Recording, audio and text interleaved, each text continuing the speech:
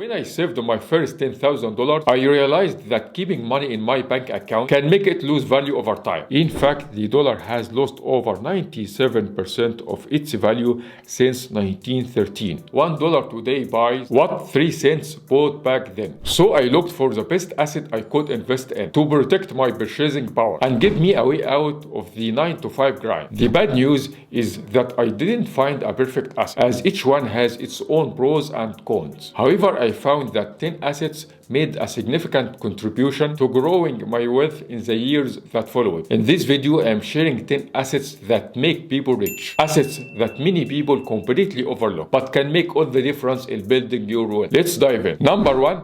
Time. I am sure you didn't expect me to mention time as one of the assets, because you can always make more money, but you can't make more time. If you invest early, you can earn higher returns over time due to the compounding effect. So if you're in your 20s or 30s, you hold a valuable asset that many older, wealthier people might wish they had. So start saving and investing early in life, and always value your time, because it is the most valuable asset you have. If you find this video helpful, hit the like button and consider subscribing to this channel. Number 2. Real estate. Real estate is a great way to build your wealth, often with less risk than starting a business. Real estate has some drawbacks. First, you need to cover high upfront costs, including down payment, closing costs, and ongoing maintenance expenses. The second drawback is that you will face ongoing management hassles, as handling tenants and repairs can be time consuming, unless you hire a management company. Another thing to consider is that real estate isn't as liquid as some other assets, because you always need time to sell your property. That being said, there are many advantages of real estate. First, real estate is a good way to safeguard against inflation. As inflation rises, so do rents and property values, helping to protect your purchasing power. Additionally,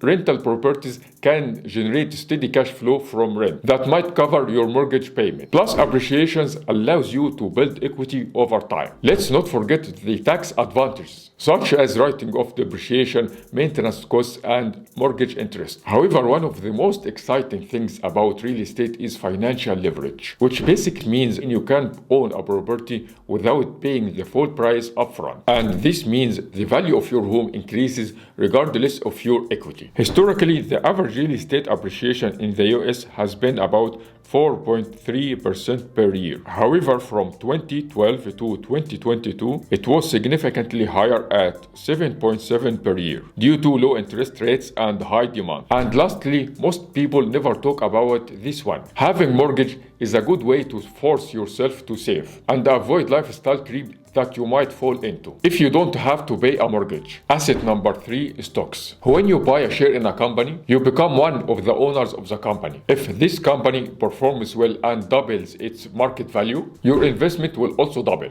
And in the same way, you could lose your investment if this company goes bankrupt. Some companies pay dividends as a way to share profit. Plus, stocks are highly liquid investment, because you can easily buy or sell stocks right from your phone in the blink of an eye. However, stock picking is a failed strategy in the long run for 99% of people, because most people can't control their emotions during market volatility. Plus, you have to spend time searching for individual companies to buy. That's why I don't recommend buying individual stocks unless you are a fund manager. Number 4. Index fund. An index fund is an investment tool that helps you diversify your investment across many companies, like the S&P 500 index fund, which tracks the top 500 companies in the US. Historically, the S&P 500 has returned about 10% per year, and the real inflation-adjusted return is approximately 6.5%. This means it outperformed most of other asset classes, including real estate, which has a real return of 1 to 2% a year.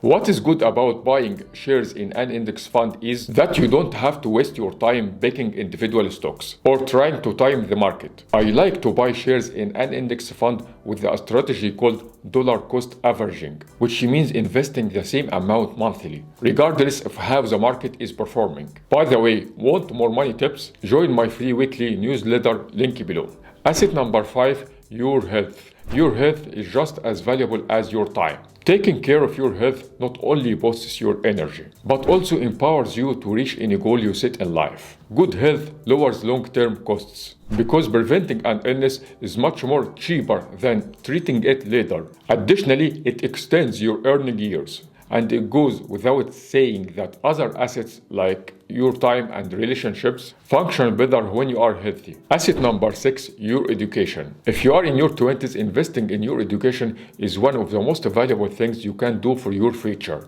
because you can reap the return on your education in the coming decades. That's why you have to think of the cost of your education as an investment rather than expenses. I'm not just talking about formal education degrees, but about all types of education that open doors for you, including self-taught knowledge. Bear in mind that the world is changing, and if you don't adapt by learning new things and unlearning old things, you will lose your earning power over time. So try to set aside time each day to learn new things about your industry or to explore other skills relevant to the industry you want to join. So if you have already watched this video so far, I'd love to hear from you. What is the number one asset you want to buy right now? Drop it in the comments, and while you are there, hit like and subscribe so you don't miss out on future videos. Asset number 7, your network. Your network is a valuable asset, even if it doesn't have a specific market value. Jim Rohn once said, "You are the average of the 5 people you spend the most time with."